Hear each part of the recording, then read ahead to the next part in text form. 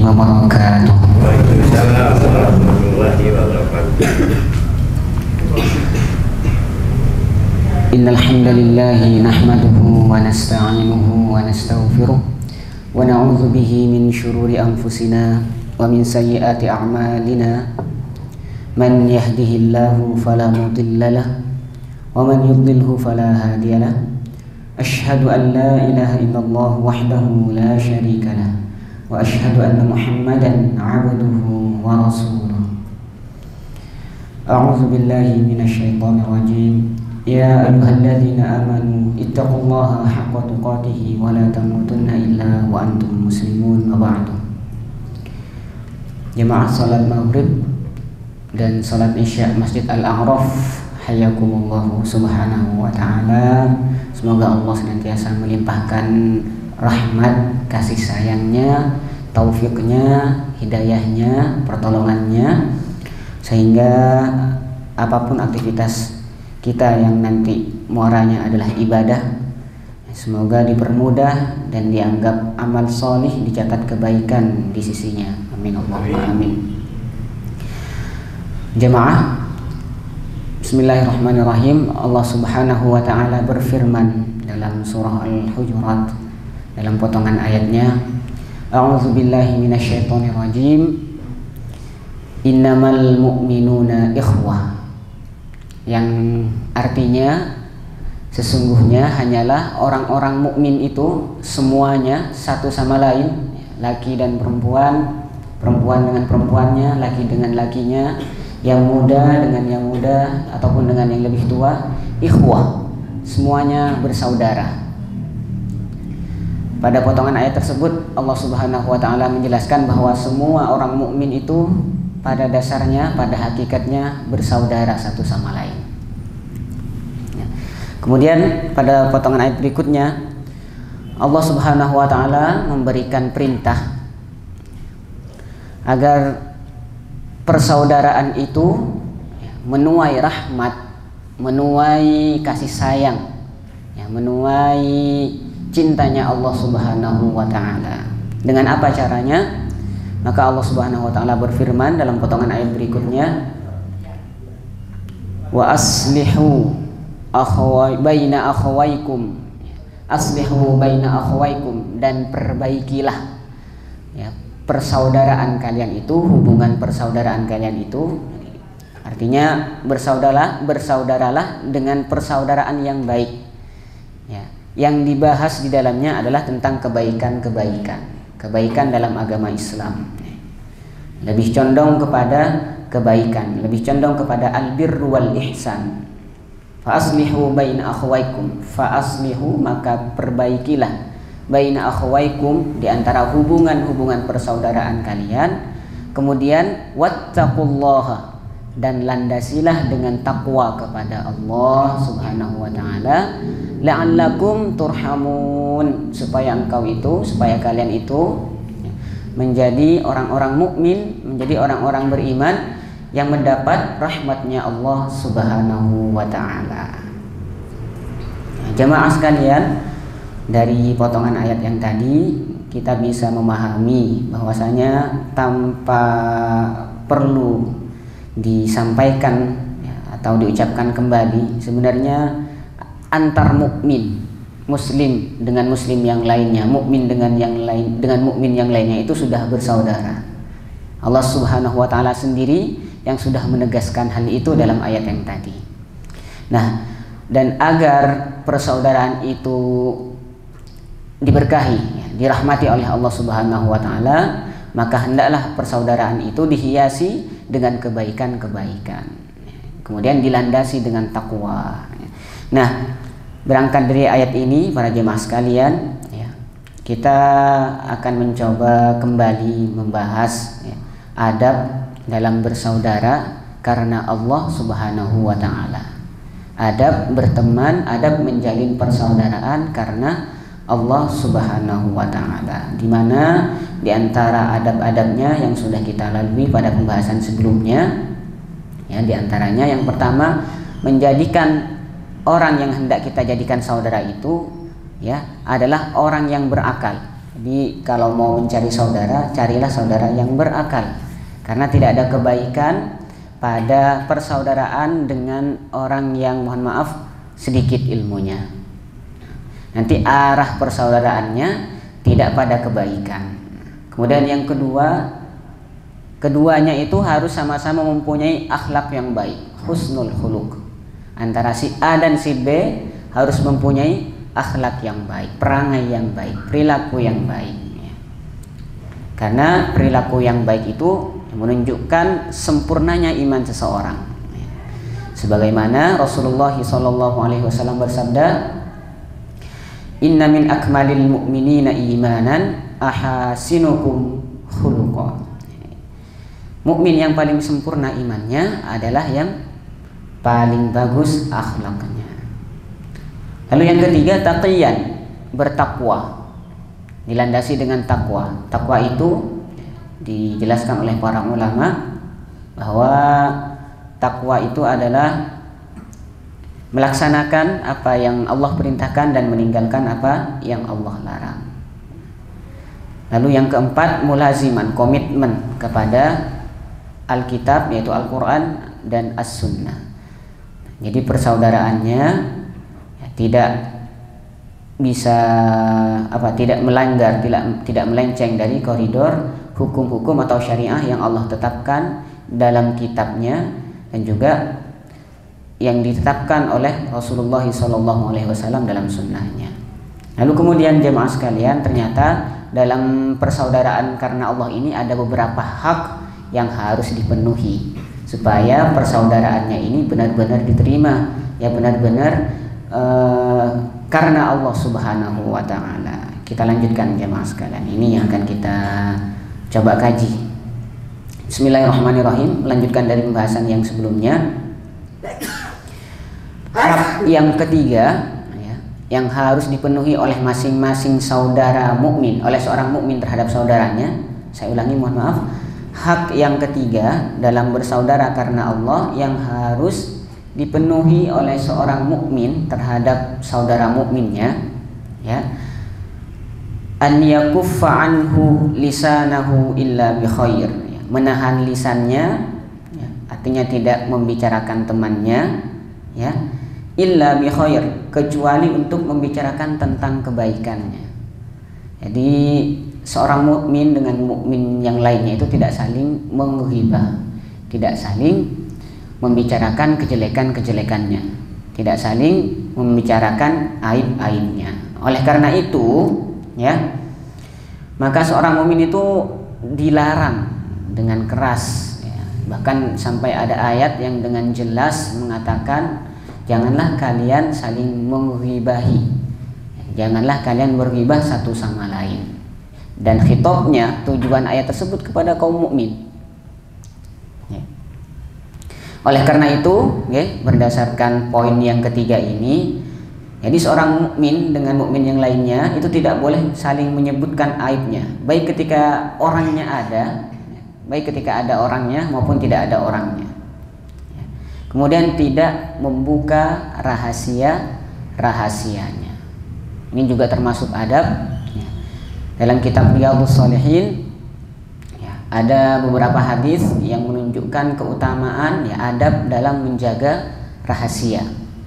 Di antaranya datang sebuah hadis dari Ummul Mukminin radhiyallahu Aisyah radhiyallahu anha. Mohon maaf, saya ralat, saya ganti dengan hadis yang selain itu, yang datangnya dari sahabat Abu Hurairah radhiyallahu anhu, bahwasanya pada suatu ketika beliau itu bersama Rasulullah SAW, dipanggil oleh Rasulullah SAW. Kemudian pada waktu yang bersamaan beliau itu dibutuhkan oleh ummi, oleh ibu beliau. Sampai akhirnya beliau menunda panggilan ibunya, panggilan umminya. Ketika beliau menyelesaikan urusannya dengan Rasulullah SAW, ya, lalu kemudian beliau menghampiri ibunda beliau. Ibundanya penasaran. Ibunda Abu Hurairah ini berpenasaran. Apa yang kamu bicarakan dengan Rasulullah SAW? Beliau menjawab rahasia, rahasia seperti itu. Bahkan kepada ibunya sendiri, ya, sahabat Abu Hurairah radhiyallahu anhu menjaga rahasia antara dirinya dengan Nabi Muhammad sallallahu alaihi wasallam. Kemudian pada penjelasan hadis berikutnya dijelaskan bahwa rahasia itu boleh disampaikan apabila pemiliknya sudah tidak bersamanya, dalam artian sudah dipanggil oleh Allah Subhanahu wa taala. Tapi selama pemiliknya masih ada bersamanya, maka hal itu tidak diperbolehkan untuk diungkapkan, tidak diperbolehkan untuk dibuka. Allahu a'lam bishawab. Ya, jadi di antara hal yang harus dilakukan oleh seorang mukmin dengan saudara mukmin yang lainnya, ya, adalah tidak mengatakan atau menahan lidahnya tentang saudaranya kecuali hal-hal yang baik-baik. Artinya tidak membiarkan aib saudaranya itu diketahui oleh orang lain, tidak membuka rahasianya dan tidak mencoba mencari tahu sesuatu yang disembunyikan darinya. Kemudian wa idza ra'ahu fi tariqihi li hajatin min hajati nafsihi fala yufatihuhu fi dzikriha. Misal jika melihatnya di jalan karena suatu keperluan pribadi, ya, berpapasan di tengah jalan, ya, keduanya sama-sama mempunyai hajat atau kebutuhan pribadi, fala yufatihuhu fi dzikriha. Kalau sifatnya pribadi, ya, maka tidak boleh memulai untuk menyebut keperluannya, ya. Tidak boleh memulai dengan menyebut, menanyakan mau kemana, kamu ada urusan apa hari ini, pagi-pagi ini kamu ada urusan apa, mau kemana. Bahkan pada redaksi setelahnya, wala yuhawilu at-ta'arruf ila masdariha aw mawridiha, ya. Ya, tidak memaksa untuk tahu dari mana dan hendak kemana dia datang dari mana dan mau kemana. Itu diantara adab yang harus, diantara hak yang harus dipenuhi dua orang mukmin yang bersaudara karena Allah Subhanahu wa taala. Saling berpapasan di tengah jalan, ya. Keduanya mempunyai kebutuhan pribadi, ya. Ada urusan pribadi yang mendesak, maka tidak saling mengurus, tidak saling bertanya, ya. Cukup menyampaikan salam, assalamualaikum warahmatullahi wabarakatuh. Saling mendoakan, semoga urusanmu pagi ini, semoga urusanmu siang ini atau malam ini dimudahkan oleh Allah Subhanahu wa taala. Seperti itu. Kemudian yatalattafu fi amrihi bil ma'ruf aw nahyihi 'anil munkar. Termasuk, ya, di antara hal dalam menahan lisan, ya, untuk tidak membicarakan kecuali kebaikannya, itu adalah berlemah lembut saat menasihatinya. Berlemah lembut ketika menyuruhnya untuk melakukan kebaikan. Berlemah lembut mengajaknya untuk melakukan kebaikan. Mengajaknya sholat berjamaah, mengajaknya sholat qiyamul lail, mengajaknya murayah dengan cara yang lembut, tidak maksa, ya, dan tidak penuh dengan amarah. Seperti itu. Atau nahyihi 'anil munkar, melihatnya sedang berada dalam tempat yang penuh dengan kemungkaran, ya, atau hendak menuju ke tempat yang dipenuhi dengan kemungkaran, maka tidak serta-merta kita memaksanya dengan kasar, ya, yatalattaf. Ajaklah, cegahlah dengan cara yang baik, dengan cara yang halus. Wala yumarihi fil kalami wala yujadiluhu bihaqqin aw bibatilin. Nah, ini juga yang sering terjadi biasanya di antara saudara, di antara orang-orang yang bersaudara ataupun berteman, ya. Jadi tidak panjang lebar, ya, menasihatinya sehingga ia merasa bosan, ya. Menasihati secukupnya, ya. Menasihati secukupnya, sekiranya dia faham, sekiranya dia bisa melakukan, maka cukupkan, ya. Tidak sampai terlalu panjang lebar, ya. Jadi menyampaikan nasihat itu patokannya ketika dia mulai paham dan bisa melaksanakan dan bisa mengamalkan, ya. Hindari menyampaikan nasihat atau menyampaikan wasiat atau mau'izah, ya, dengan panjang lebar. atau membantahnya, berdebat dengannya. Ya, di mana debat sendiri dalam Islam, ya, berdebat itu termasuk hal yang dilarang. Maka hindari perdebatan ketika bersama saudara mukmin kita. Ya, saling menerima, saling mendengarkan, ya, kemudian saling menasehati seperti itu. Lalu termasuk diantara menahan lisannya, menahan lisan untuk membicarakan tentang kebaikan, kecuali untuk membicarakan tentang kebaikan, la yu'atibuhu fi syai'in wala ya'tabu alaihi fi akhar. Tidak mencelanya karena sesuatu hal atau mencercanya karena hal yang lain. Tidak ada saling mencela dalam persaudaraannya. Dari sini kita bisa mengetahui bahwasanya lisan atau lidah ini, mulut ini mempunyai peran penting dalam persaudaraan. Ya, semakin kita baik menahan atau menjaga lisan kita dalam berteman atau dalam bersaudara karena Allah Subhanahu wa taala, semakin bisa kita menjaga lidah kita ya untuk tidak mengungkapkan rahasia saudara, untuk tidak menghibah, ya, untuk tidak menyakiti hatinya atau membuatnya tersinggung, maka akan semakin kuat persaudaraannya, maka akan semakin Allah berikan rahmat dalam persaudaraan itu. Ya. Banyak sekali hadis ya para jemaah sekalian, hadis tentang perlunya menjaga lisan, wajibnya menjaga lisan. Ya. Sebagaimana diantara salah satu hadis ya, yang sering kita dengar, man salimal muslimuna min lisanihi, mal muslimu man salimal muslimuna min lisanihi wa yadihi. Seorang muslim yang baik itu adalah muslim yang lainnya itu diselamatkan dari kejahatan lisannya dan juga kejahatan tangannya. Lalu kita lanjut jamaah sekalian, karena yang hak yang nomor 4 ini sebenarnya masih berkaitan dengan hak yang nomor 3 tadi ya. An yu'tiyahu min lisanihi ma yuhibbuhu minhu. Mengungkapkan dengan lisannya sesuatu yang dia sukai, berbicara tentang hal-hal yang dia sukai, menyampaikan hal-hal yang dia sukai, sehingga ya, karena mengungkapkan hal-hal yang dia sukai ya, beberapa hal berikut ya seharusnya ada dalam persaudaraan seorang mukmin. Memanggilnya, yang pertama memanggilnya dengan nama-namanya yang paling dia sukai, tidak nyandain ya, biasanya tidak memanggilnya dengan panggilan yang jelek.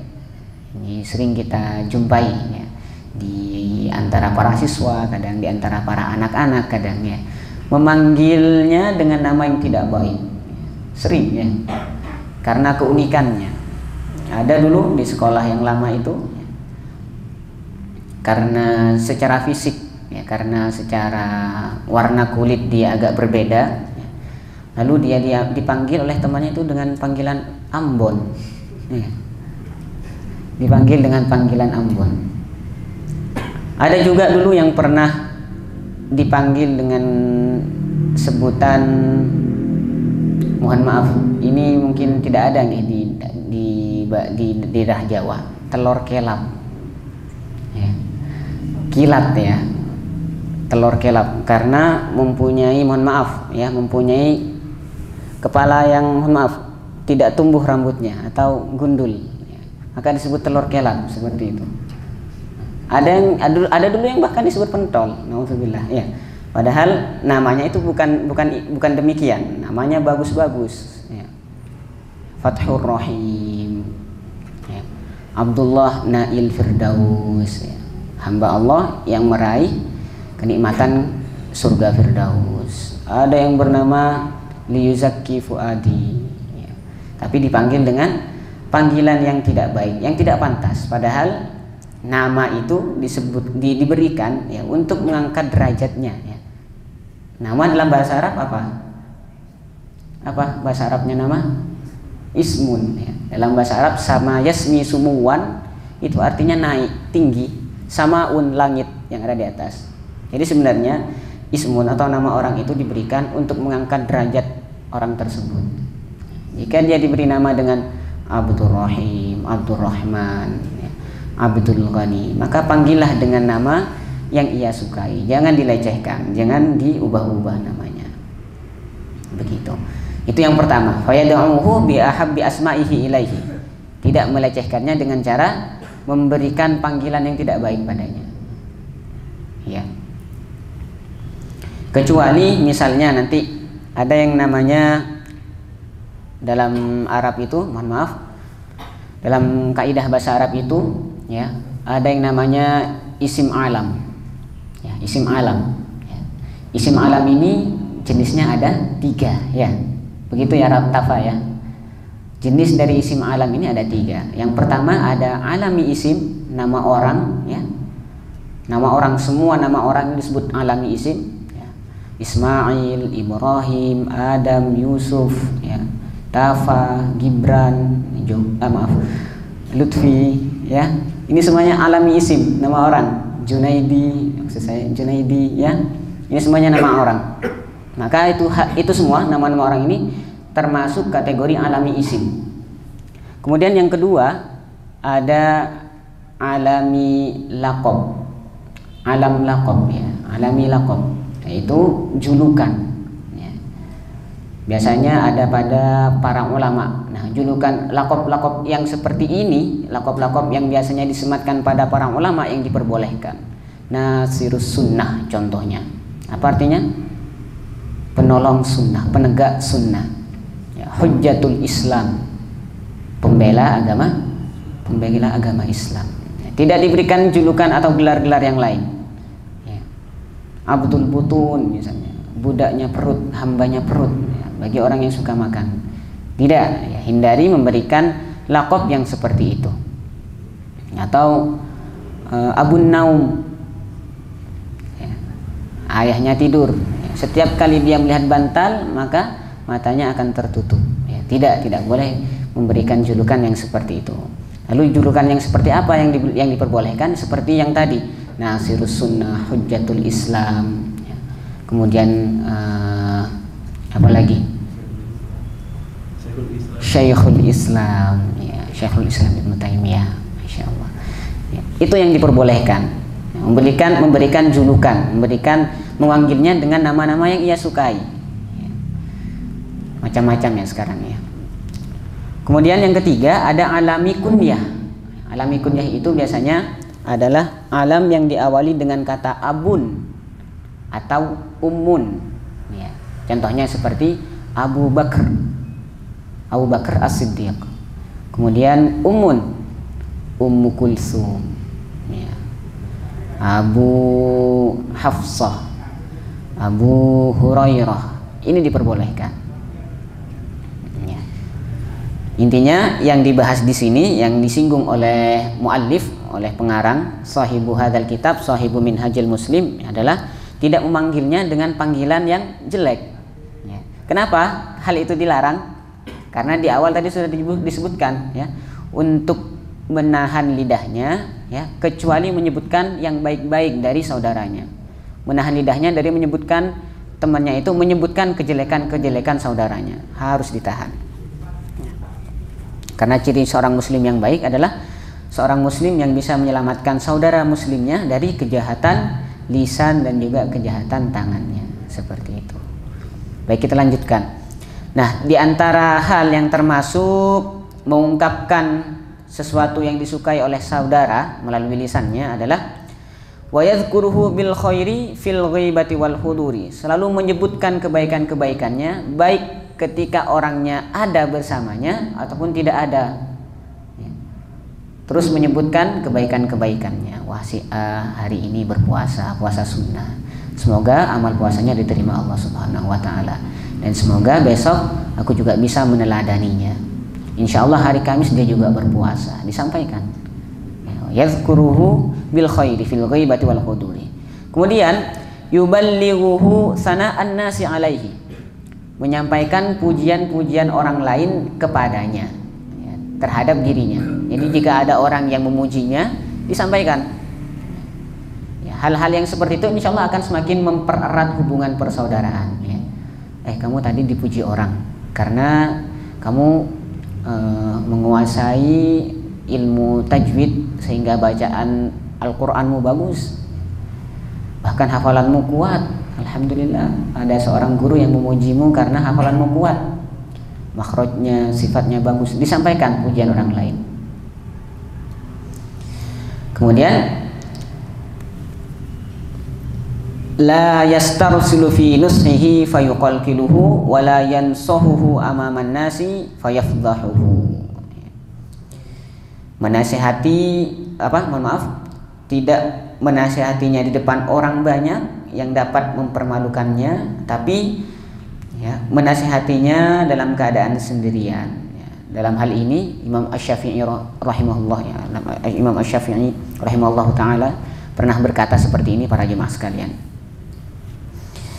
Orang yang menasihati saudaranya secara sembunyi-sembunyi, ya, artinya tidak dinasihati di depan umum, ya, maka sungguhnya dia telah menasihatinya, ya, nasihatnya akan diterima oleh saudaranya, dan ia menghiasi saudaranya sendiri, menghiasi dengan kebaikan, menutup aib-aibnya, ya, menutup kekurangan-kekurangannya. Karena sungguhnya menasihati orang di depan khalayak umum, di depan publik, itu sama dengan membongkar aibnya, membongkar rahasia-rahasianya, menceritakan kejelekan-kejelekannya. Ya. Kemudian lanjut Imam Asy-Syafi'i dalam pesannya ini, sedangkan orang yang menasihatinya secara terang-terangan berarti ia telah mempermalukan dan menjelek-jelekkan saudaranya sendiri. Jadi diantara akhlak atau adab dalam menasihati saudara sendiri adalah menasihatinya ketika sedang sendirian, menasihatinya secara sembunyi-sembunyi, tidak di depan umum, ya, tidak di depan publik, apalagi sampai diposting di WA, status WA, ya, YouTube dan semacamnya.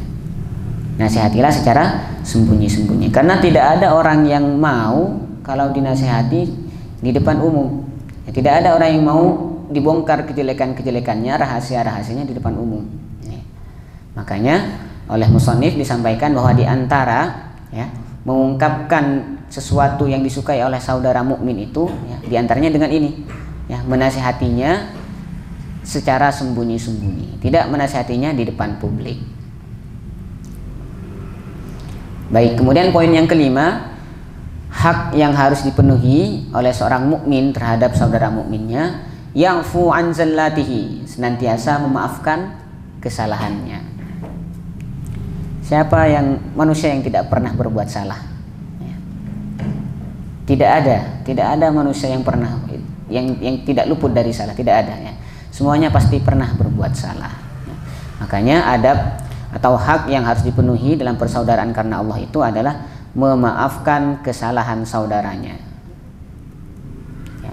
Hal ini, ya, memaafkan kesalahan saudara ini bisa berbentuk, ya, sikap menutupi aibnya, ya, membaguskan prasangkanya, ya, berprasangka yang baik kepada temannya, ya. Ini termasuk memaafkan kesalahan-kesalahannya. Kemudian jika ia berbuat maksiat baik secara sembunyi atau terang-terangan, ya, maka ia berprasangka bahwa suatu saat nanti dia akan bertaubat, dia akan kembali kepada Allah Subhanahu wa taala. Maka tidak boleh memutus belas kasihan kepadanya hanya karena dia melaksanakan maksiat. Maka tidak boleh memutus tali persaudaraan, ya, memutus tali silaturahmi karena menjumpai saudaranya ini, ya, berbuat maksiat. Hal ini tidak diperbolehkan. Ya. Abu Darda, ya, Abu Darda radhiyallahu anhu, ya, sempat mengatakan hal ini. Jika saudaramu itu berubah, ya, dan berpindah dari apa yang dulu ada padanya, jadi dia tidak seperti yang sebelum-sebelumnya, ya, berbuat khilaf, ya, menggunakan lisannya atau menggunakan perbuatannya, maka janganlah kamu meninggalkannya karena hal itu. Jika ada saudara atau teman yang bersikap khilaf, ya, maka jangan tinggalkan, jangan putuskan persaudaraan hanya karena itu. Karena saudaramu itu berbuat menyimpang, ya, suatu saat dan bertindak lurus pada saat yang lain. Ya. Yang senantiasa memberikan hidayah itu Allah Subhanahu wa taala, ya. Yang memberikan ma'unah, yang memberikan pertolongan, pintu hidayah untuk manusia itu Allah Subhanahu wa taala. Dan kita tidak tahu apakah orang tersebut nantinya akan mendapatkan hidayah atau tidak. Makanya di sini, ya, kita dinasihati oleh Abu Darda, ketika menjumpai teman kita atau saudara kita sedang berbuat maksiat, maka jangan sampai memutuskan silaturahmi, memutuskan hubungan persaudaraan. wala yuhmilu ukhuwatahu, ya, tidak memutuskan persaudaraannya, tidak meninggalkannya. Bahkan kalau bisa ya tetap menjalin persaudaraan, menjalin hubungan silaturahmi dengannya, tapi dengan terus memberikan nasihat yang baik, memberikan mau'izah, memberikan wasiat ya untuk bertaubat kepada Allah Subhanahu wa taala sampai diterima taubatnya. Lebih bagus mana? Berteman dengan seorang mukmin kemudian berpisah karena dia berbuat maksiat, atau berteman bersaudara dengan seorang mukmin ketika dia berbuat maksiat, ya, ia tetap bersamanya, ia nasihati temannya itu sampai dia bertaubat dan taubatnya diterima Allah Subhanahu wa taala. Maka lebih baik yang kedua ya tentunya ya. Sangat jelas bahwa persaudaraannya itu karena Allah Subhanahu wa taala, bukan karena selain Allah Subhanahu wa taala. Kalau hanya berteman karena harta misalnya, maka setelah temannya bangkrut, ya, rugi, tidak punya harta, dia akan ditinggalkan. Jika bersaudara atau berteman karena penampilan, ya, gaya berpakaian, maka ketika temannya sudah tidak seperti dirinya, maka dia akan ditinggalkan. Hal ini berbeda ya berbeda dengan orang mukmin yang bersaudara atau berteman dengan saudaranya yang mukmin ya karena Allah Subhanahu wa taala. Ketika dia berbuat maksiat, dia nasihati terus, ya, dia tetap setia bersama temannya itu, dia nasihati sampai dia bertaubat dan taubatnya diterima Allah Subhanahu wa taala ya. Semoga kita bisa melaksanakan bisa menjalin persaudaraan, pertemanan yang seperti ini. Langka sekali ya berteman dengan orang yang seperti ini. Kemudian hak yang keenam, an yafiyalahu fil ukhuwati fayasbuta 'alaiha wa yudima ahdaha. Memenuhi hak persaudaraan kepadanya. Ya, dengan sikap ini ia akan meneguhkan persaudaraan itu dan melanggengkannya. Karena memutuskan dapat menghapuskan pahala. Jika dia sudah meninggal, maka belas kasih tersebut berpindah kepada anak-anaknya dan teman-temannya yang menolongnya. Jadi hubungan persaudaraan ini tetap kekal ya, tetap abadi meskipun ya saudaranya itu sudah meninggal. Ya, meskipun saudaranya meninggal. Misalnya antara A dan B bersaudara karena Allah Subhanahu wa taala. Kemudian qadarullah ya, atas kehendak Allah si B dipanggil duluan oleh Allah, ya, meninggal. Maka hubungan persaudaraan antara A dan B ini berlanjut. Si A tetap membantu mengasihi anak-anak dari si B, ya, keluarga-keluarganya atau teman-teman yang sebelumnya sempat atau pernah menolong si B. Nah, ini yang dimaksud dengan memenuhi hak persaudaraan kepadanya, ya, sampai dia dipanggil oleh Allah Subhanahu wa taala. Ya. Hal ini pernah diriwayatkan ya dalam sebuah hadis ya, meskipun hadisnya ada yang sebagian mensahihkannya ya, ada yang sebagian menganggapnya hadis mungkar ya, bahwasanya dulu innaha kanat ta'tina ayyama Khadijah wa in karamal ahdi minad dini ya. Dulu itu Rasulullah SAW itu pernah didatangi oleh seorang nenek.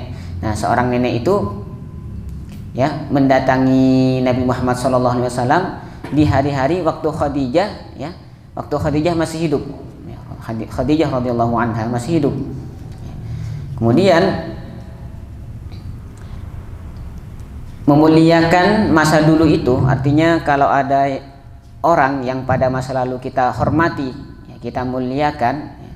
Wa inna karamal ahdi minad din, memuliakan orang yang dulu sempat dimuliakan atau dihormati oleh teman atau saudara kita ya, itu termasuk sebagian dari pelajaran dalam agama Islam. Artinya kita punya teman ya, teman kita meninggal, ada temannya ya, teman baik dari teman kita yang sudah meninggal ini ya, setiap kali teman ini datang kepada teman kita yang sudah meninggal, dia selalu menghormatinya, dia selalu menyambutnya, dia selalu mendoakannya. Maka menghormati teman dari teman kita yang sudah meninggal ini termasuk di antara adab yang dianjurkan oleh Rasulullah SAW.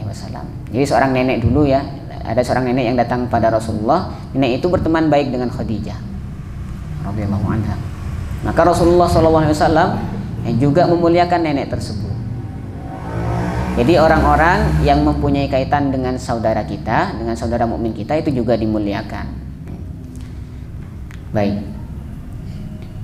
Kemudian hak yang ketujuh, alla yukallifahu ma yashukku alaihi. Tidak membebaninya dengan sesuatu yang berat untuk dilaksanakan oleh saudara, dan sesuatu yang tidak menyenangkannya. Jangan memberikan perintah yang perintahnya itu bisa membuat saudara kita itu merasa terbebani. Padahal dia tidak mampu, tapi dia terpaksa menerima permintaan temannya atau mematuhi perintahnya. Hal ini tidak diperbolehkan. Tidak membebaninya dengan sesuatu yang berat baginya dan sesuatu yang tidak menyenangkannya.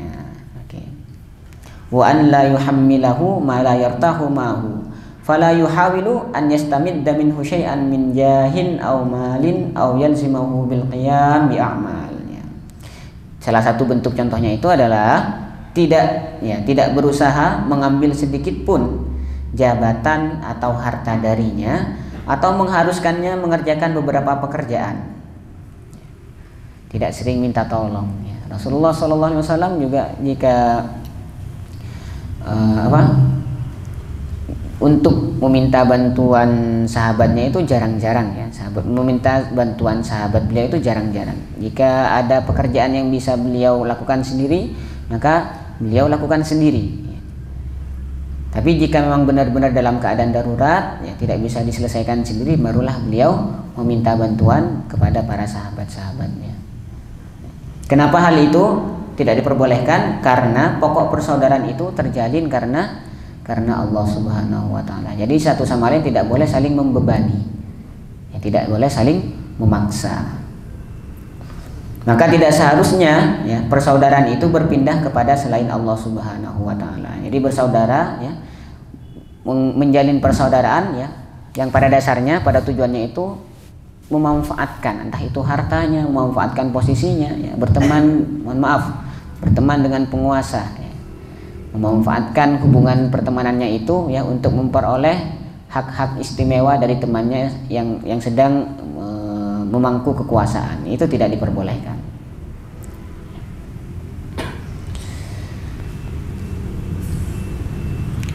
Lalu yang ketujuh, yang tadi ini para jemaah sekalian ya.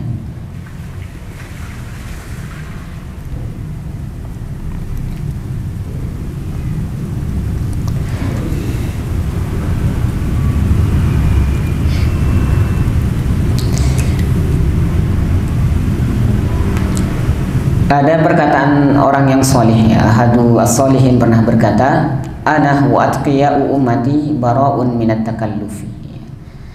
Beliau berkata seperti ini, aku dan orang-orang bertakwa ya, dari umatku bebas dari perasaan terbebani. Jadi dari perkataannya orang soleh ini ya, saudara karena Allah Subhanahu wa taala tidak boleh saling membebani, tidak boleh saling memaksa. Intinya persaudaraan itu harus benar-benar terjalin ya karena benar-benar ingin ya saling menolong dalam keimanan, dalam kebaikan, dalam ketakwaan, dan tidak boleh saling memanfaatkan untuk kepentingan pribadi, untuk kepentingan dunia. Kemudian hak yang ke-8, an yad'u lahu wa li auladihi, mendoakan untuknya dan anak-anaknya serta orang yang berhubungan baik dengannya. Nah, ini adab bersaudara ya, saling mendoakan. Seperti halnya dia berdoa untuk dirinya sendiri dan anak-anaknya serta orang yang berhubungan dengannya, karena tidak ada perbedaan antara satu dan lainnya menurut hukum persaudaraan yang menyatukan antara keduanya. Pada poin yang kedua dulu sempat dijelaskan, sempat disampaikan oleh musannif bahwa bagi orang yang bersaudara karena Allah Subhanahu wa taala itu hendaknya saling menolong, saling membantu. Bahkan dalam hal doa pun juga demikian. Berdoa untuk kebaikan saudara itu seharusnya sama dengan berdoa untuk kebaikan diri sendiri. Makanya ketika kita nanti berdoa, maka ubah bentuk dhamir yang sering kita pakai. Misalnya Rabbi ghfirli, itu kan doa yang yang dipanjatkan ya, khusus untuk dirinya sendiri. Ya Allah, ampunilah diriku, ampunilah dosa-dosaku. Ubah dhamirnya, Rabbana ighfir lana. Wahai Tuhan kami, wahai Rabb kami, ampunilah dosa-dosa kami. Ini termasuk di antara bentuk ya, mendoakan saudaranya dan juga mendoakan anak-anak dari saudaranya sebagaimana dia mendoakan dirinya dan anak-anaknya. Baik, ini yang terakhir jemaah sekalian. Jadi hak yang ke-8 ini adalah saling mendoakan. Tentunya ya, dari beberapa poin yang tadi kita bahas, dari beberapa poin yang kita baca, ya paling banyak ya poin-poin yang disebutkan itu adalah hal-hal yang berkaitan dengan lidah, hal-hal yang berkaitan dengan mulut, dengan lisan. Nah, dari sini kita mengetahui bahwa ketika kita bersaudara atau berteman dengan orang mukmin yang lain, maka hendaknya kita menjaga lisan kita untuk tidak menyakiti, untuk tidak mengungkap aib-aib atau rahasia-rahasia, atau tidak untuk menghibah. Sebaliknya kita diperintahkan ya untuk selalu memuji teman, mendoakan teman ya, mengungkapkan hal-hal yang baik dari teman atau saudara kita. Baik, jemaah sekalian, kiranya itu yang bisa kita bahas pada pertemuan malam hari ini. Semoga bermanfaat, semoga bisa kita amalkan ya, hak-hak dalam persaudaraan karena Allah Subhanahu wa taala. Akhiran, saya mohon maaf atas segala kekeliruan ya, baik yang disengaja ataupun yang tidak disengaja. Kemudian saya sampaikan jazakumullah khairan atas segala perhatiannya. Semoga Allah menghendaki kita untuk berjumpa kembali ya, membahas kembali, mengkaji kembali kitab yang baik ini, kitab yang bagus ini. Amin Allahumma amin. Alhamdulillahi rabbil alamin. Subhanakallahumma wa bihamdika asyhadu an la ilaha illa anta astaghfiruka wa atubu ilaik. Wassalamualaikum warahmatullahi wabarakatuh.